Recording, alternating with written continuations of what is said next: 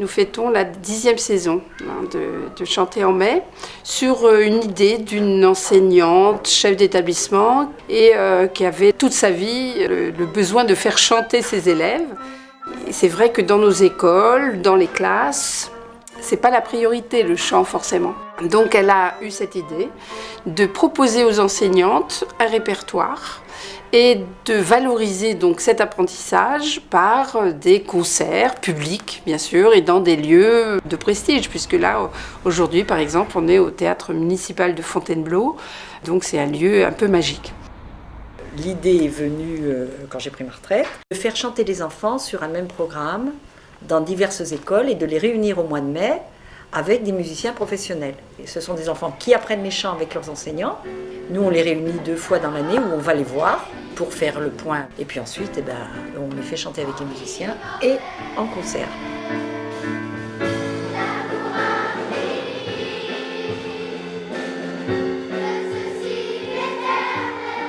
Et un vrai concert. Voilà pourquoi on a toute une équipe qui est autour de nous. Il y a un vrai ingénieur du son, il y a un vrai éclairagiste.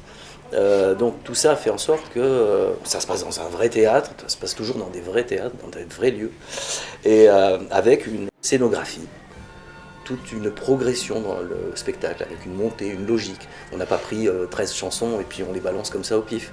C'est vraiment très très très conçu. C'est conçu comme un vrai spectacle en fait.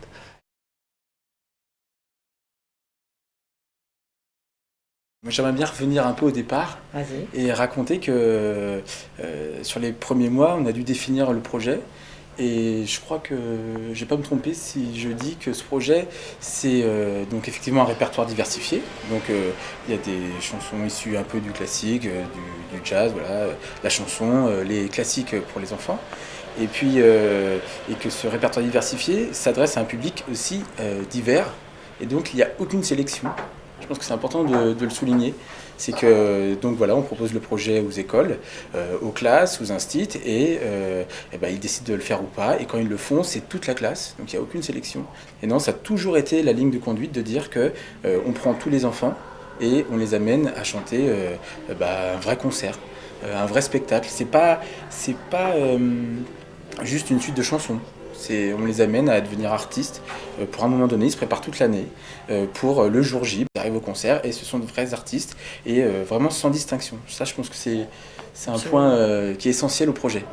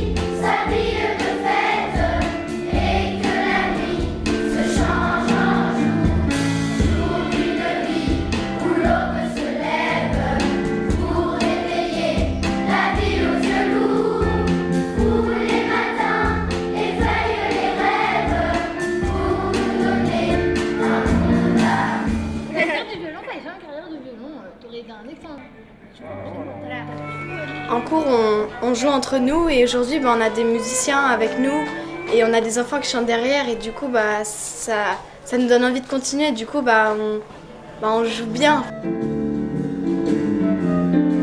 Ça nous permet de changer de ce qu'on fait en cours d'habitude. On a un public et ça, c'est vraiment super. Le fait aussi de jouer avec des musiciens professionnels, ce qui fait que du coup, ils peuvent nous donner des conseils et aussi de chanter. Je pense, autant pour nous que pour les enfants qui chantent, c'est une bonne expérience.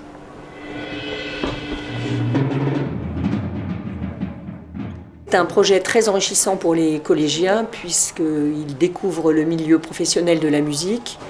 Donc ça leur permet de voir quels sont tous les métiers autour de la scène aussi, le preneur de son, les lumières, voir comment fonctionne un théâtre. Et puis ça leur donne l'occasion de pratiquer la musique dans des conditions totalement différentes de ce qu'ils peuvent faire en classe au collège, bien sûr, ou même dans leur conservatoire ou dans leurs écoles de musique.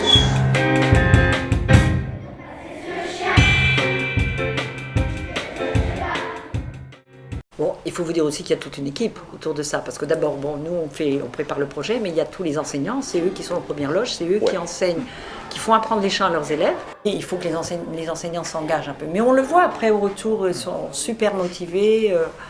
Voilà, c'est vraiment eux qui sont les artisans au plus près des enfants, quoi. Vraiment. Tu te déguises comment au carnaval des animaux ce soir? En tortue? T'as pas peur d'arriver en retard? Ha ha, et toi tu t'habilles comment? Bah, en lion, le roi des animaux, bien sûr. Ah mince, tu pourras pas mettre de couronne alors? Pourquoi? T'as une trop grosse tête. Tous les 2 ans, ils choisissent un nouveau thème et il y a des nouvelles chansons. Et nous-mêmes, on a participé à Chanter en mai quand on était en primaire et c'était pas les mêmes chansons du coup. Enfin, c'est pas si bête. Ouais, pas si bête, mais c'est sur les animaux. Il y a 2 ans, c'était sur la nourriture. À table. Ah oui, on avait chanté. En fait, on cherche toujours un thème qui puisse être porteur de sens. En fait. On a déjà fait un spectacle, par exemple, sur la nourriture. Le thème des animaux, c'est pareil, c'est ultra porteur au niveau des chansons. Il y a plein de chansons amusantes dans le répertoire. Mais en même temps, les animaux, c'est aussi une évocation de ce qui se passe sur la planète. Ça nous permet donc de sensibiliser les enfants. D'ailleurs, eux ont tous, pendant l'année, monté des projets pédagogiques avec leur classe. Et certains, par exemple, se sont emparés du tri sélectif, parce que si on parle des dauphins qui meurent dans le Pacifique à cause du plastique, certains se sont emparés du thème tri sélectif. D'autres ont fait les bouchons, d'autres ont un potager dans leur école pour se sensibiliser au cycle de la nature, etc. etc. Donc il y a toujours le but quand même étant pédagogique quand même. C'est pas que du spectacle, c'est aussi réfléchir un petit peu sur ce qui se passe.